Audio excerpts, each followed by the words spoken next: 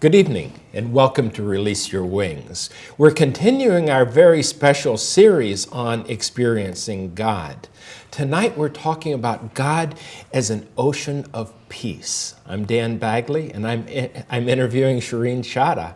Welcome, Shireen. Thank you, Dan. Wonderful to be here with you. It's great to be here with you. So this is a great area now, an ocean of peace. When we're talking about God as an ocean of peace, what do we mean? First, can I explain about peace? Sure. And then I'll explain what I mean by the ocean. For me, peace is a state of tranquility of mind, not just physical tranquility, but my mind is at rest. It's not chattering, and it's in order. My whole inner being, everything about me inside is experiencing harmony. There is freedom from a lot of oppressive feelings and thoughts and emotions. Conflicting goals and conflicting things like that. goals, even conflicting things with other people, conflicts with other people, all of that. I see. So within that tranquility, is peace one of the great shortcuts to happiness? Is it a requirement for happiness? It's funny you should ask. I always feel peace is essential even before happiness. That many times people want peace because once you have peace, then it's easier to have happiness. Yeah. I feel you can't have happiness if you don't have peace. The Dalai Lama would agree with that, I believe. I think he talks about that as his meditative practices and finding peace as the way to happiness. Right. So happiness, as we're using it here, is more a joyfulness than I'm happy because I won the prize. Is that correct? Yeah, that's just a high and low of an emotion. Got it. So the ocean of happiness when you're experiencing God and the ocean of peace are very, very similar in that. Is that yes, right? And so when I talk about God as the ocean of peace, so what I'm saying is that his tranquility is never-ending, is self-replenishing, it's immeasurable, it's unlimited. He's always tranquil. No one can give him a bad day. He never has a bad mood. So he's constant. Yeah, the BK tradition then doesn't have an angry God as the Old Testament would. No. He's always very peaceful, always in harmony with himself. There's no inner conflict. There's no oppressive emotions going on. None of those things going on. No fear, no disturbances inside, no upheaval. No disappointment. No disappointment. Yeah. That's nice. So the peace and tranquility you're talking about isn't just absence of war. It is true evenness. That there is no warring inside, that he doesn't have any kind of conflict inside about anything. Yeah, I suspect that most of our conflicts with others start with our unhappiness from being inside. Yes. Does that match pretty much with? Yes. I always feel that if you want to experience peace, especially let's say you're having a fight with someone, if you want to experience peace with them, the first thing you have to do is go inside in your meditation and stop warring with yourself. Yeah, with my favorite song within New Thought churches is "Let there be peace on earth and let it begin with me." Because if we start with our internal peace, then it makes it easier, and that's part of that way of starting with our internal peace is tapping into our experience of God, I would think. Yes, and that's what is the meditation practice, I feel, is, for me, at least in the morning and 1 minute every hour, that if you go and experience yourself as that peace, that I am peace. And actually we have a formula for peace, or I have a formula. Good. I have a formula for experiencing peace. And my formula is, the first part of the formula is that I become soul conscious, or I become that soul, that being of light, that point of light. So that is your deep meditation, even with your eyes open, you're sensing that. That I'm sensing that, I'm experiencing that, I'm a point of light. Got it. And then the next one is I go to what we call the soul world, which is where God lives, which is our region. The reason we call it soul world is this is really not our home. This is where we come to play our part. We have costumes and we have the soul playing the part. But in the soul world, it's our home because there's no costume. it's without the physical body, you're just as a soul there, and that's where God is. And so it's like a golden orange light, and it's way up above.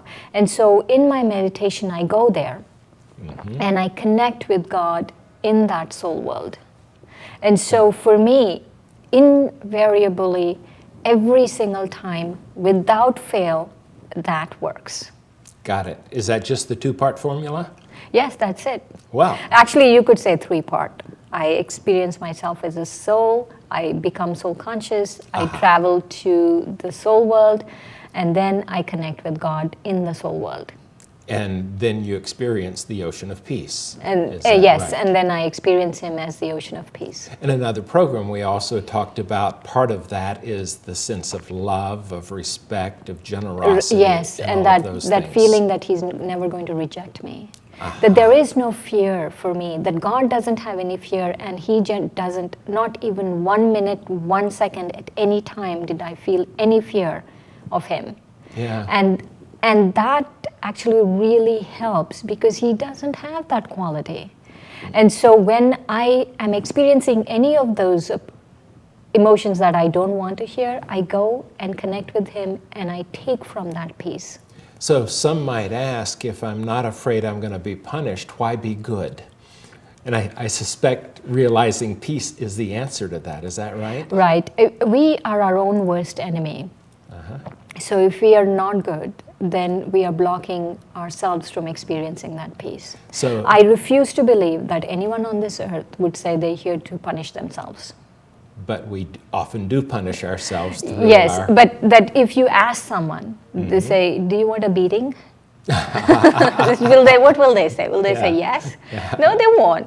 And so, but if you ask someone, would you like to experience peace? They'll say yes.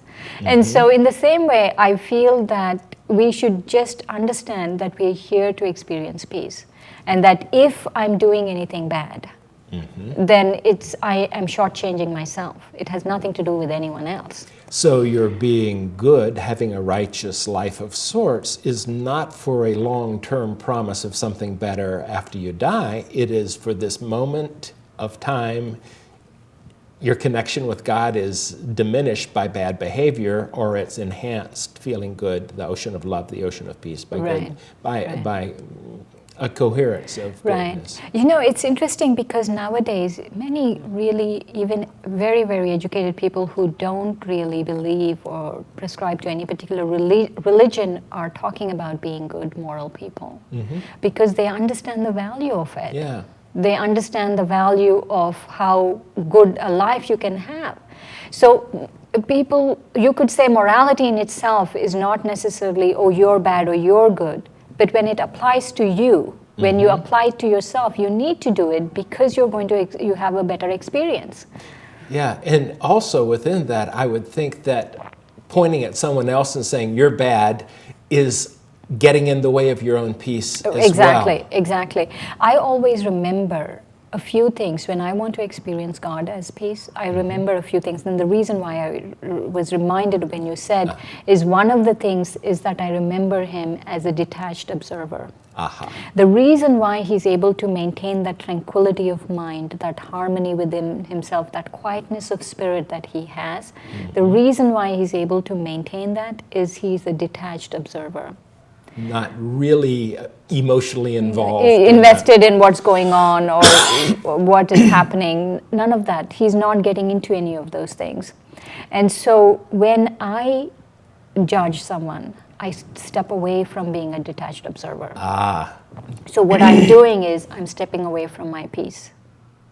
So in the judging of others, we are judging ourselves, or at least moving away from the peace. Yes. I've heard the BKs talk in terms of peace, of the power of silence. Could you elaborate on that for me? When we talk about silence, that there is a silence within the soul that is just a complete harmony, a complete silence of there is not even thought. And in that, when there's that harmony, there's no cacophony going on and there's that silence, that in that I'm able to experience God. And also it's a power, it really is a power that you can move a lot of things, not only within yourself, things that you haven't been able to change, but also many times I've seen it reflected in other people. I see. Like when I was working, I used to use it a lot. When I was if I came into conflict with my bosses or my colleagues, I used to use that. How so? Give me the formula once again on that. I used to really experience that silence, go to the soul world and experience that silence, where the need for talking or the need for hashing things out or need for arguing was much less. And I somehow felt it changed people. In so many instances, I can tell you it changed people, where it would have become a big conflict and it just went away. And for me, I believe it was because of the power of silence. I appreciate this because in people from other traditions, I personally have also experienced, sometimes when you're at odds with someone, going inside, getting quiet, and loving them as unconditionally as possible, approaching unconditional love as we'd experience through God, somehow these disagreements clean themselves up inexplicably. You know, I always feel now, especially now, this is my thought always. I say, it doesn't matter people don't like me. It doesn't matter what people think of me or what people think of that or that. What matters in this case is that there's no impure feelings going towards anyone. Impure thoughts going towards anyone. There's only pure feelings and pure thoughts going to everyone. All I'm judging is, are my thoughts pure? Are my thoughts peaceful? Because when they're pure, then I can experience peace. Oh, that must take the pleasure out of watching football games and fights and the news even. I don't do any of those. Oh, okay. So I wonder if that would be your training to get better at it, if you'd watch something where we create the morality play of our lives by saying, this party is good, that party's bad. It just bore me, especially like football games. Yeah. It just bores me because I can't get into the whole duality of this team should win and that team shouldn't. Yeah, but you were raised in India. How about soccer? How do you feel about the same thing, huh? Oh, cricket. Cricket, right. Well, I can understand not getting involved in cricket because it's one of the most complicated games I've ever seen in my life. I've tried my very best when I've been in countries that everybody was huddled around the television watching a cricket game with scores that made no sense at all to me. But back to God, which is probably not related to that particular thing. On a day-to-day basis, that touching the silence is something you've used, in your business world. In your touching God, touching the silence in reaching God, that is the path. Is that right? Getting quiet. Yeah. You know, I want to mention a couple of things that I use for my path to experiencing God as the ocean of peace. There's one thing called solitude. Yeah. And when I mean here solitude, I mean it in a totally different way, that I get myself alone and isolated, not physically. Right. What I do is internally that there is no other thoughts going on. And I'm able to focus on just one thought about God or one thing about God. And that one focus and that one thing helps me experience peace. So it might be generosity, or it might be the unconditional love. Or it might be just sitting in the soul world and connecting with Him and just experiencing Him as just that light and that energy. So when I'm able to do that, then I feel that there's peace for me. And then there is another aspect of it is, I mentioned the whole detached observer part, but introversion.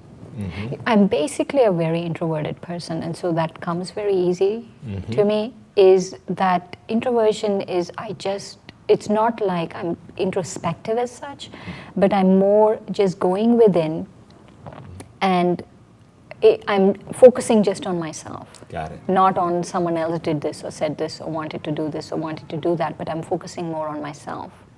And so in that state also, it's easy to connect with God as the ocean of peace. So when you're focusing on yourself, you're really focusing on your relationship with God, not on what happened or what you did. Is that correct? Yes.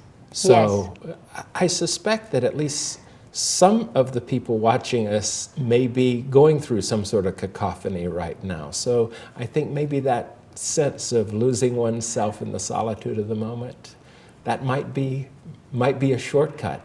The other thing might be to go learn meditation at a Brahma Kumari center or somewhere else, I would think. So if you're experiencing anything, I hope we've been helpful to you. And if you're not, I hope we've been reinforcing to your personal experiencing of God. Thank you for joining us. It was fun, Sheree. Thank you. Thank you, Dan. Good night.